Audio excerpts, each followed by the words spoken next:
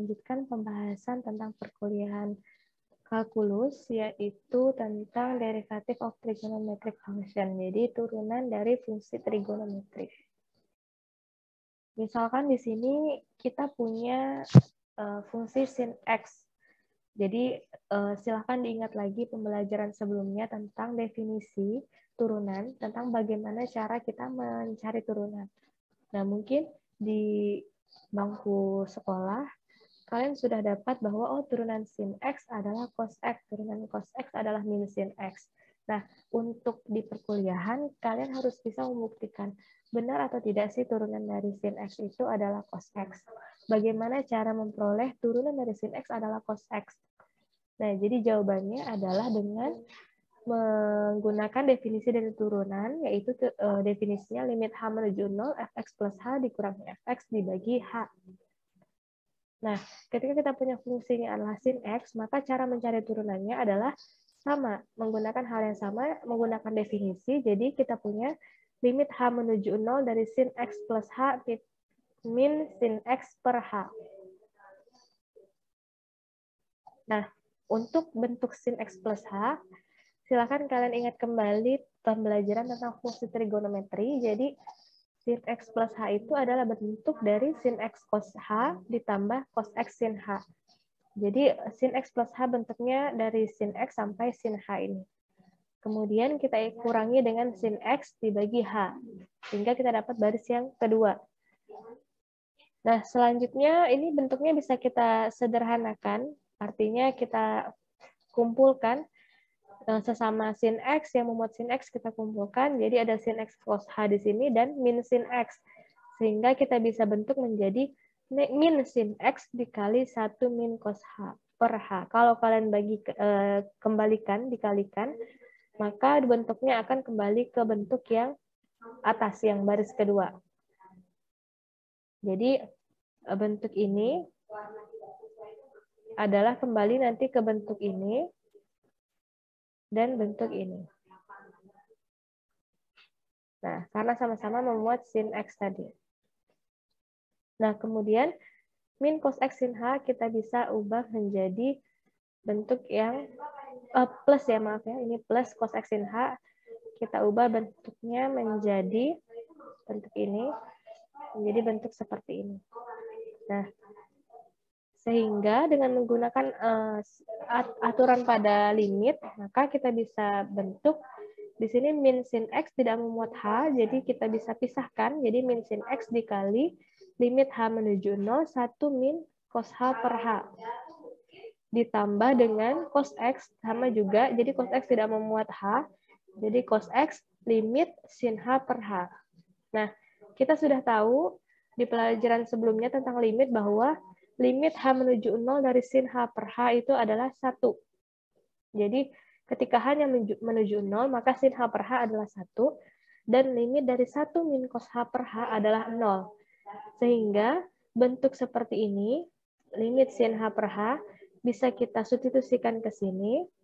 Kemudian 1 min cos h per h, bentuk ini bisa kita substitusikan ke sini. Nah, dengan demikian kita bisa dapat nih, dx sin x-nya adalah negatif sin x, ini tetap, dikali tadi limit 1 min cos h per h itu adalah 0, ditambah cos x dikali limit sin h per h adalah 1. Sehingga min sin x dikali 0, ditambah cos x kali 1 adalah cos x. Jadi, turunan dari sin x itu benar bahwa turunannya adalah cos x. Bagaimana cara membuktikannya? Cara membuktikannya dengan menggunakan definisi turunan. Nah, sama halnya dengan cos x, sekarang kita turunkan. Kita mau tahu nih, benar nggak turunan cos x itu adalah min sin x? Nah, menggunakan definisi yang sama, definisi turunan, jadi kita punya limit h menuju 0, cos x plus h dikurang cos x dibagi h. Kemudian, cos x plus h adalah bentuk dari cos sin sin. Jadi cos x cos h min sin x sin h dikurang cos x per h. Nah, sama dengan cara mencari turunan pada sin, kita manipulasi tadi, kita kumpulkan yang sama-sama memuat cos x, sehingga kita bisa dapat limit h menuju 0, min cos x dikali 1 min cos h per h, min sin x sin h per h. Jadi sama saja ya dengan konsep sin tadi. Kemudian kita sudah tahu limit H menuju 0 dari 1 min cos H per H itu 0, dan limit sin H per H untuk H menuju 0 adalah 1, sehingga kita bisa dapatkan min cos X dikali 0, min sin X dikali 1. Min cos X kali 0 adalah 0, dan min sin X kali 1 adalah min sin X. Jadi turunan dari cos X adalah min sin X. Nah, dari dua tadi sebenarnya membuktikan teorema bahwa kalau kita punya fungsi f dalam x-nya sin x dan g dalam x-nya gx sama dengan cos x, kedua-duanya itu terdiferensiabel dan turunannya adalah turunan sin adalah cos dan turunan cos adalah min sin. Dengan buktinya seperti yang tadi kita bahas dua ini. Nah, selanjutnya kita lanjut ke contoh. Contoh misalkan kita punya fungsinya adalah 3 sin x min 2 cos x. Jadi mencari turunannya sama dengan menggunakan teorema yang ada di turunan, yaitu kalau penjumlahan atau pengurangan sama saja dengan dijumlahkan dulu baru diturunkan atau diturunkan dulu baru dijumlahkan. Jadi bisa kita pisah seperti ini. Jadinya dx 3 sin x sebenarnya dikurang dx 2 cos x sebelum masuk ke tahap ini. Nah, dx 3 sin x dengan menggunakan aturan turunan juga bisa kita ubah bentuknya menjadi 3 dx sin x min 2 cos x tadi menjadi 2 dx cos x. Nah, turunan sin sudah kita ketahui sebelumnya di teorema sebelumnya, baru kita bahas adalah cos. Turunan cos adalah min sin. Nah, di sini kita punya min cos, artinya min sin, berarti positif sin. Jadi turunan dari 3 sin x min 2 cos x adalah 3 cos x ditambah 2 sin x. Ini gampang ya. Nah, selanjutnya diminta untuk mencari turunan dari 1 plus sin x per cos x. Nah, ini menggunakan aturan quotient rule. Jadi, pembagian U per V istilahnya. Turunan dari fx per gx adalah turunan dari U per V adalah U aksen V min U V aksen per V kuadrat. U-nya adalah 1 plus sin X, V-nya adalah cos X. Kita lihat di bagian bawahnya dulu, penyebutnya. V kuadrat, tadi turunannya adalah V kuadrat, berarti cos kuadrat X di sini. Kemudian di atasnya U aksen V. V-nya itu U aksen V min U V aksen. Nah, U aksennya 1 plus sin X, turunannya adalah cos X. Ya, turunan 1, 0, turunan sin adalah cos X. U aksen V, V-nya adalah turunan dari 1 plus sin X, makanya kita tulis D per DX 1 plus sin X, dikurang U V aksen. U-nya tetap 1 plus sin X dikali V aksen. Turunan dari 1 plus sin X adalah cos X. Ini tetap ditulis dulu D per DX dari cos X. Kemudian, kita cari, ternyata turunan dari 1 plus sin X adalah cos X. Cos X dikali cos X adalah cos kuadrat X. Ditambah, ini adalah turunan dari cos X adalah min sin X. Sehingga di sini tandanya berubah menjadi positif. Positif 1 dikali sin X adalah tetap sin X. Sin X dikali sin X adalah sin kuadrat X. Nah, kita juga sudah belajar bahwa cos kuadrat X plus sin kuadrat X adalah 1. Sehingga di sini tersisa 1 plus sin X per cos kuadrat X. Sehingga turunan dari 1 plus sin X per cos X adalah 1 plus sin X per cos kuadrat X. Nah, jadi seperti itu bentuknya.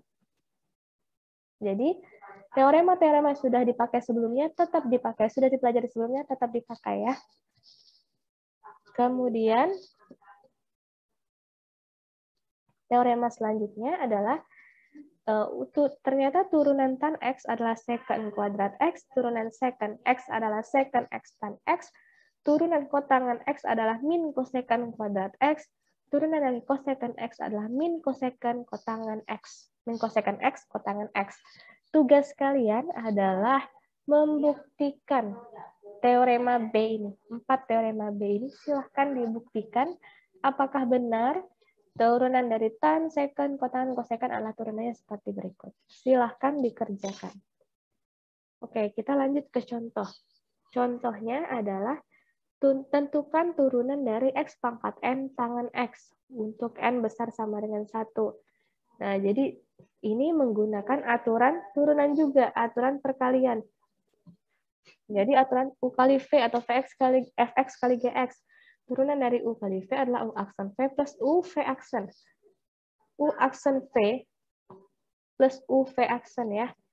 U-nya adalah X pangkat N, V-nya tangan X. Jadi U aksennya adalah nanti di sini. Dibalik dia berarti. Turunan dari X pangkat N, U aksen V, V-nya tan X tetap, ditambah U V aksen. U-nya X pangkat N tetap, V aksen adalah DX dari tan X. Turunan dari tan X adalah secant kuadrat X. Turunan dari X pangkat N adalah N, X pangkat N min 1. Sehingga turunan dari X pangkat N tangan X adalah X pangkat N secant kuadrat X plus N dikali X pangkat N min 1 tangan X. Nah, itu adalah turunannya. Nah, untuk pembahasan tentang turunan fungsi trigonometri, sampai di sini dulu. Silahkan kalian kerjakan tadi tugas membuktikan teorema B, membuktikan turunan tangan, secant kotangan, dan kosekant kuadrat. Untuk latihan soalnya bisa kalian coba sendiri di buku Parsel. Itu banyak sekali latihan soalnya, silahkan dicoba sendiri menggunakan dua teorema yang sudah kita peroleh sebelumnya. Oke, untuk video ini sampai di sini saja. Terima kasih.